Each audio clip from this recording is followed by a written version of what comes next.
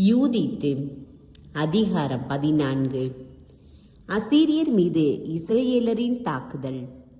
பிறகு யூதித்து மக்களிடம் பின்வருமாறு கூறினார்: சகோதரர்களே, நான் சொல்வதை கேளுங்கள். இத்தலையை எடுத்துக்கொண்டு போய் உங்களது நகர மதில் மேல் தொங்கவிடுங்கள். பொழுது விடிந்து கதிரவன் எழுந்தவுடன் நீங்கள் அனைவரும் படைக்கலன்களை எடுத்துக்கொள்ளுங்கள். உங்களுள் வலிமை வாய்ந்த அனைவரும் புறப்பட்டு தங்களுக்கு ஒரு படைத்தலைவனை அமர்த்தி கொண்டு சமவெளியில் உள்ள அசீரியரின் முன்னிலையில் காவலரை தாக்க இறங்குவது போல நகரை விட்டு வெளியேறுங்கள்.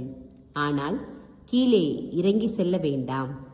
உடனே அசீரிய காவலர்கள் தங்களுடைய படைக்கலன்களை எடுத்துக்கொண்டு தங்கள் பாளையத்துக்குள் நுழைவார்கள். தங்கள் படைத்தலைவர்களை எழுப்புவார்கள்.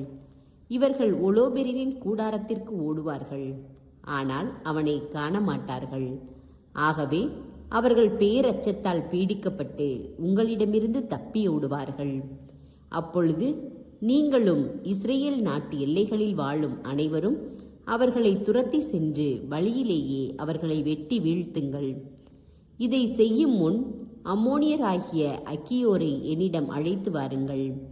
இஸ்ரேல் இனத்தாரை புறக்கணித்து அக்கியோர் சாகும்படி நம்மிடம் அனுப்பி வைத்தவனை அவர் பார்த்து தெரிந்து கொள்ளட்டும். ஆகவே மக்கள் ஊசியா வீட்டிலிருந்து அக்கியோரை அழைத்து வந்தார்கள். அவரும் வந்து மக்கள் கூட்டத்தில் இருந்த ஒரு ஆள் கையில் ஒலோபெரினின் தலையை கண்டவுடன் மயங்கி குப்புற விழுந்தார்.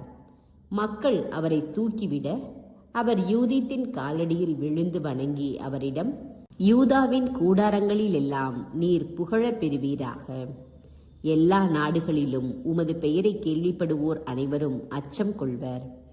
இந்நாள்களில் நீர் செய்த அனைத்தையும் இப்போது எனக்கு எடுத்து சொல்லும் என்று வேண்டினார்.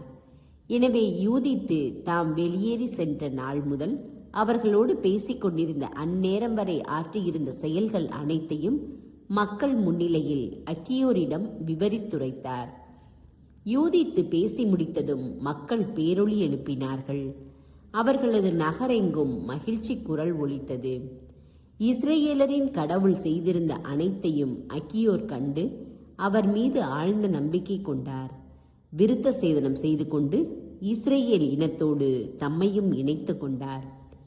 பொழுது புலர்ந்தவுடன் இஸ்ரேலர் ஒலோபெரினின் தலையை மதில் மேல் தொங்கவிட்டார்கள்.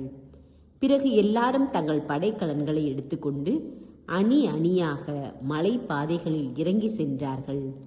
அசீரியர்கள் இவர்களை கண்ணுற்ற போது தங்கள் தலைவர்களுக்கு ஆள் அனுப்பினார்கள். இவர்கள் படைத்தலைவர்களிடமும் ஆயிரத்தவர் தலைவர்களிடமும் தங்கள் ஆளுநர்கள் அனைவரிடமும் சென்றார்கள். ஒலோபெரினின் கூடாரத்திற்கு சென்று அவனுடைய உடைமைகளுக்கெல்லாம் பொறுப்பாயிருந்தவனிடம்: நம் தலைவரை எழுப்பிவிடும். இந்த அடிமைகள் முழுவதும் அழிந்து போகும்படி நம்மேல் போர் தொடுக்க துணிந்து கீழே இறங்கி வருகிறார்கள் என்று கூறினார்கள். ஆகவே பகோவா உள்ளே சென்று கூடாரத்தின் கதவை தட்டினான். ஏனெனில் ஒலோபெரின் யூதித்துடன் உறங்குவதாக நினைத்து கொண்டிருந்தான். ஒரு மறுமொழியும் வராததால் அவன் கதவை திறந்து படுக்கை அறைக்குள் சென்றான்.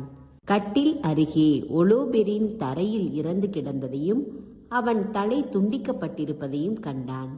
உடனே பெரும் கூச்சலிட்டான். அழுது புலம்பி உறக்க அலறி தன் ஆடையை கிழித்து கொண்டான். பிறகு யூதித்து தங்கியிருந்த கூடாரத்திற்குள் நுழைந்தான். அங்கு அவரை காணாததால் வெளியே மக்களிடம் ஓடி வந்து உரத்த குரலில்: அந்த அடிமைகள் நம்மை ஏமாற்றி விட்டார்கள். ஓர் எபிரேய பெண் நெபுக்கத்நேசர் மன்னரின் குடும்பத்துக்கே இழிவு இழைத்து விட்டாள். இதோ ஒலோபெரின் தரையில் கிடக்கிறார். அவரது தலையை காணோம் என்று கத்தினான். அசீரிய படை தலைவர்கள் இதை பற்றி கேள்விப்பட்ட போது தங்கள் மேலாடையை கிழித்து கொண்டார்கள். பெரிதும் கலக்கமுற்றார்கள். அவர்களுடைய அழுகை குரலும் பெரும் கூச்சலும் பாசறை எங்கும் ஒலித்தன.